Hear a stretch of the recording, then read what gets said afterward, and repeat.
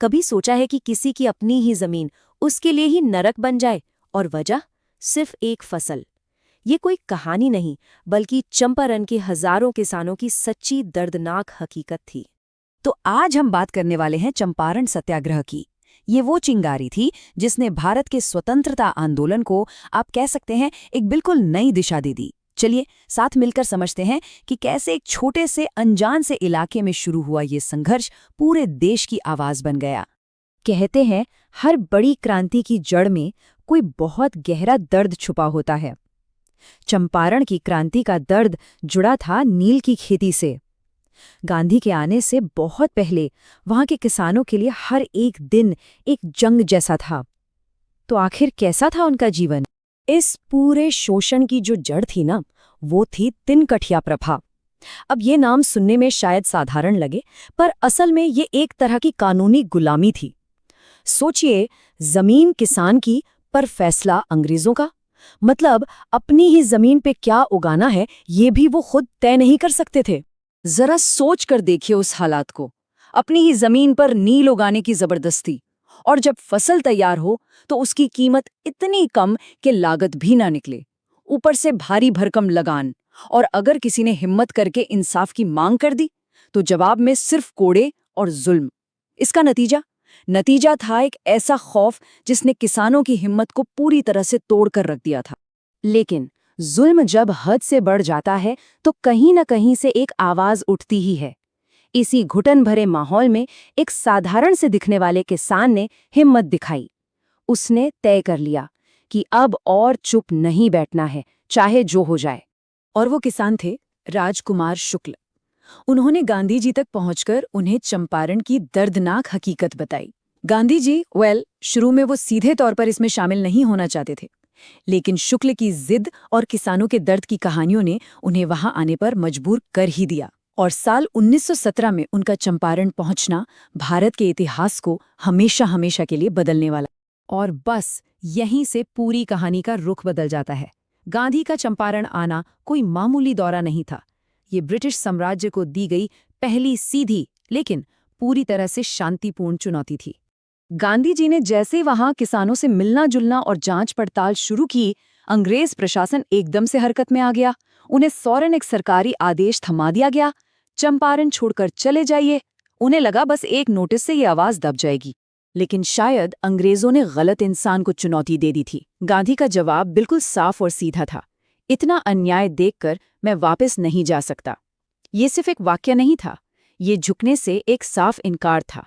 ये लम्हा ऐतिहासिक था। ये पहली बार हो रहा था कि किसी भारतीय नेता ने ब्रिटिश हुकूमत के आदेश को खुले तौर पर लेकिन पूरी तरह शांति से मानने से इनकार कर दिया था। यहीं से असल मायनों में सत्याग्रह का प्रयोग शुरू हुआ। एक अकेले इंसान का ये साहसी कदम हजारों लोगों के लिए प्रेरणा बन गया। वो डर जो सालों से किसानों के दिलों में घर करके बैठा था, अब वो टूटने लगा था। फिर जैसे ही ये खबर फैली कि गांधी जी को गिरफ्तार किया जा सकता है, पूरे इलाके में जैसे एक बिजली सी दौड़ गई। ये सिर्फ एक व्यक्ति की गिरफ्तारी की खबर नहीं थी, ये उनकी उम्मीद की गिरफ्तारी की खबर थी। अंग्रेज प्रशासन ने जिसकी कभी कल्पना भी नहीं की थी, अब वो होने जा रहा था। हजारों की तादाद में किसान सड़कों पर उतर आए। सालों से डरी सहमी रहने वाली ये भीड़ अब निडर होकर अपने नेता के साथ खड़ी थी। इस जनसैलाब को देखकर अंग्रेज सरकार के तो मानो होश ही उड़ गए।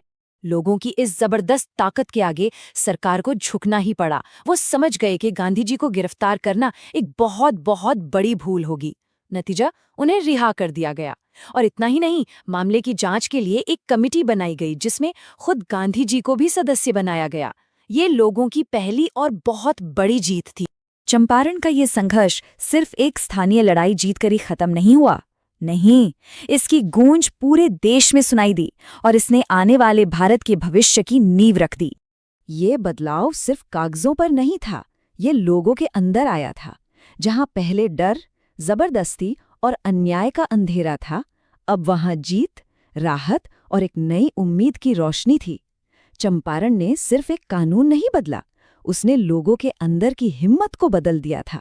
तो इस आंदोलन के ठोस नतीजे क्या निकले? सबसे पहला और सबसे बड़ा, वो जालिम तीन कठिया प्रथा हमेशा हमेशा के लिए खत्म कर दी गई। किसानों को आखिरकार न्याय मिला।